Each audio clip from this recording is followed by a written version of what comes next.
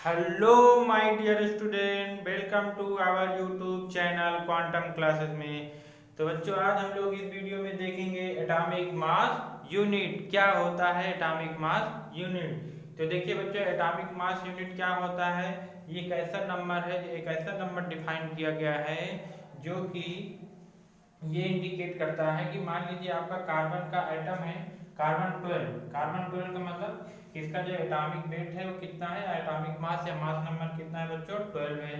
अब इसके मास का 12th पार्ट या इसके इसके मास के 12th पार्ट से कितना वो एटम हैवियर है, कितने टाइम्स वो ज्यादा है, इसी को हम लोग क्या कहते हैं, atomic mass. I repeat, atomic mass क्या होता है बच्चों। एटॉमिक मास एक ऐसा नंबर है जो ये इंडिकेट करता है कि जो कोई भी एटम है या कोई भी पार्टिकल है वो जो है कितना टाइम्स हैवियर है एज कंपेयर टू कार्बन 12 के 1/12 पार्ट से कितना हैवियर है या कितना ज्यादा है।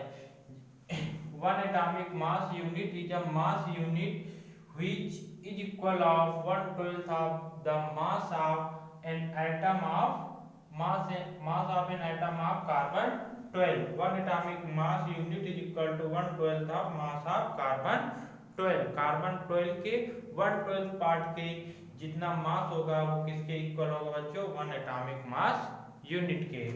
अब हम लोग देखते हैं मॉलिक्यूलर मास, जो कि इंपॉर्टेंट है बच्चों।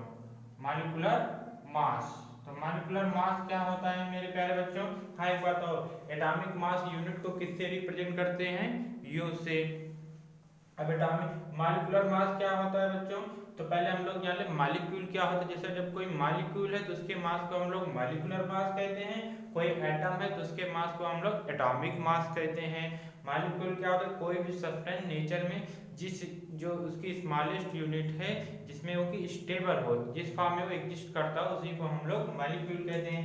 जैसे आपका क्या है, ऑक्सीजन एटम है बट O2 क्या है, ऑक्सीजन मॉलिक्यूल है। ऐसे हाइड्रोजन एटम है और H2 मॉलिक्यूल है। जब इसके मास की बात चलेगी तो एटॉमिक मास की बात हो रही है, और जब इसके मास की बात चलेगी तो मॉलिक्यूलर मास की बात हो रही है। तो मॉलिक्यूलर मास क्या होता है बच्चों, ये भी एक रिलेटिव मास है, ये भी कार्बन 12 से कंपेयर किया जाता है।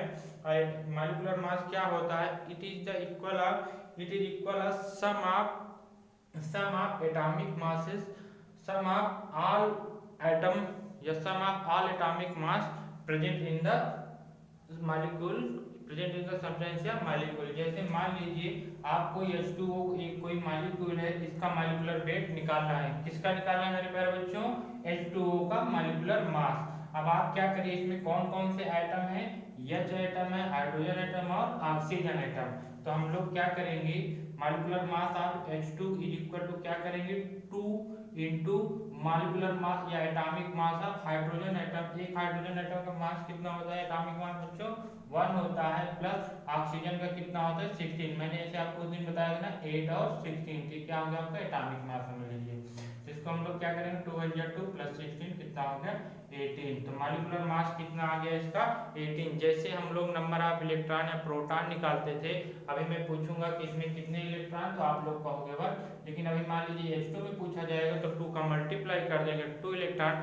ठीक वैसे ही H का एटॉमिक मास 1 होता है, लेकिन H2 में कितना होगा, जितने नंबर ऑफ आइटम उसी से मल्टीप्लाई कर देंगे। 2 है यहाँ पे 2 का मल्टीप्लाई कर लेंगे। एक एग्जांपल और इसका देख ले रहे हैं।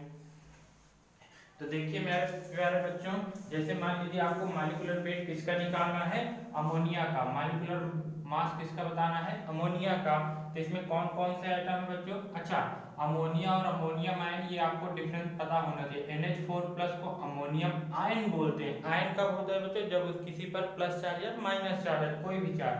तो ये आपका अमोनियम आयन है और ये आपका अमोनिया गैस है। ये क्या है बच्चों, अमोनिया गैस है और ये आपका अमोनियम आयन है। तो इन दोनों में डिफरेंस हम लोग अच्छे से जानते रहेंगे। चलिए देखते हैं अमोनिया का मॉलिक्यूलर वेट। अब इसमें कौन कौन है बच्चों, नाइट्रोजन और हाइड्रोजन। तो नाइट्रोजन कितना होता है 7 और 14, हाइड्रोजन 1H1। तो हम लोग तो जानते हैं। अब नाइट्रोजन का एटॉमिक मास कितना है मेरे प्यारे बच्चों, 14। यहाँ पे 14 प्लस हाइड्रोजन कितने हैं 3 का मल्टीप्लाई करेंगे किसमें, हाइड्रोजन का एटॉमिक मास कितना होता है मेरे प्यारे बच्चों 1। कितना हो जाएगा 14 प्लस 3 बन जा 3 कितना हो जाएगा 17। ये आ गया अमोनिया का मॉलिक्यूलर वेट। इसी तरीके से आप लोग इसका फाइंड आउट कर सकते हैं, किसका H2SO4 का मॉलिक्यूलर वेट ऑफ H2SO4। एक बार में लिख दूं, मॉलिक्यूलर मास या wait, molecular mass of H2SO4 कितना हो जाएगा मेरे प्यारे बच्चों 2 इंटू हाइड्रोजन, हाइड्रोजन का कितना मेरे प्यारे बच्चों 1 प्लस सल्फर का, सल्फर को मैं कैसे लिखे थे 16 और 32, ये तो एटॉमिक नंबर है और ये एटॉमिक मास है, तो सल्फर का एटॉमिक मास कितना मेरे प्यारे बच्चों 32 प्लस ऑक्सीजन के कितने एटम है 4, तो पहले 4 का मल्टीप्लाई कितना होता है ऑक्सीजन का एटॉमिक मास मेरे प्यारे बच्चों 8 और 16, तो कितना हो गया एटॉमिक मास 16। अब आप लोग इसको मल्टीप्लाई कर लेंगे 2 1 जा 2 32 प्लस 4 16 या 16 4 जा 64। अब आप लोग इसको ऐड करेंगे आए 98 आ जाएगा।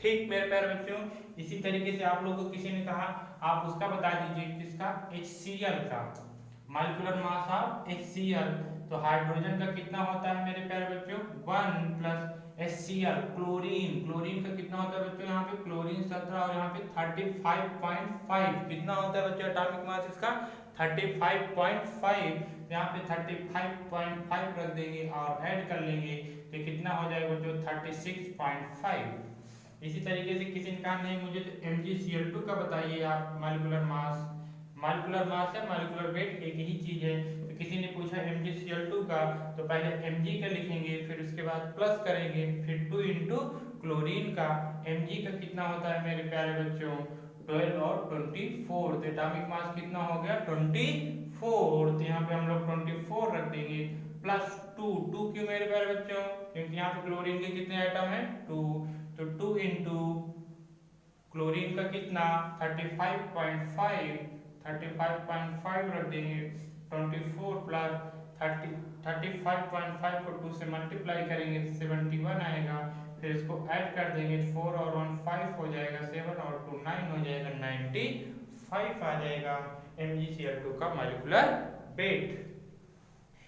तो इसी तरीके से आप लोग किसी का भी निकाल सकते हैं, इसमें डरने की कोई बात नहीं है, किसी का एटॉमिक मास आपको याद करने की जरूरत है, जितना याद करना था मैंने पहले ही बता दिया था, आप लोगों को याद हो गया होगा।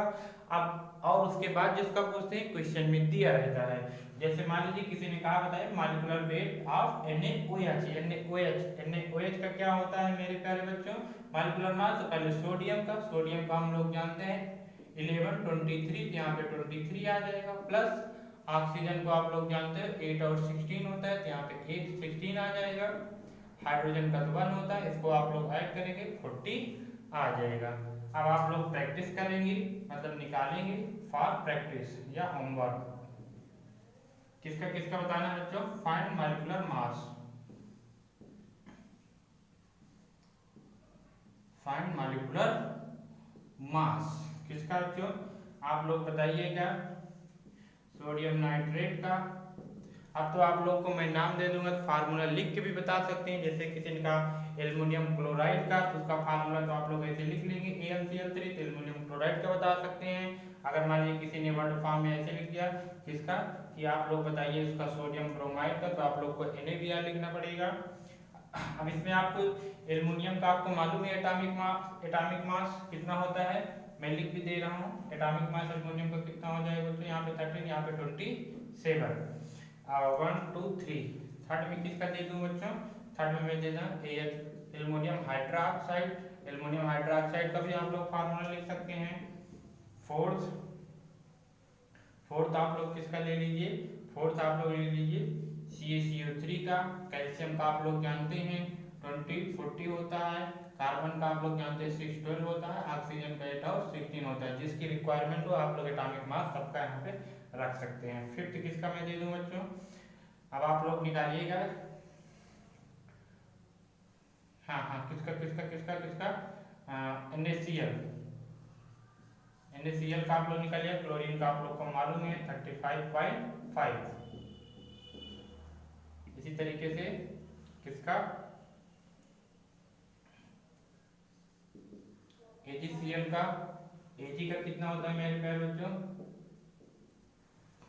108 होता है। यहाँ पे जो 49 होता है और उसका एटॉमिक मास इसका कितना बच्चे 108। और उसके बाद सेवन में क्या मैं दे दूँ CO2 CH4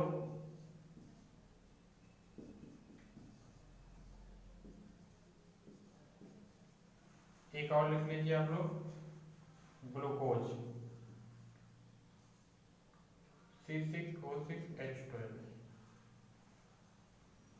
इतने का आप लोग मॉलिक्यूलर मास निकालिएगा। ठीक है मेरे बच्चों, मेरे प्यारे बच्चों, अब हम लोग मिलते हैं नेक्स्ट वीडियो में। नेक्स्ट वीडियो बहुत ही इंपॉर्टेंट होने वाला है, बहुत ही अमेजिंग कंसेप्ट पढ़ेंगे। वो कौन सा है?